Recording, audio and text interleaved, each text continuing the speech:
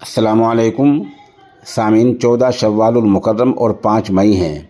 ख़बर का उन्वान है बहराइच में बड़ा हादसा, 5 लोगों की मौके पर ही मौत, 1 दर्जन ज़ख्मी, कई की हालत नाजुक। ख़बर थोड़ी तफसील से सुनिए। उत्तर प्रदेश के बहराइच इलाके में कैसरगंज हुजूरपुर रोड पर मदनी हस्पताल के नज़दीक एक डंपर ने टेम्पो को टक्कर मार दी।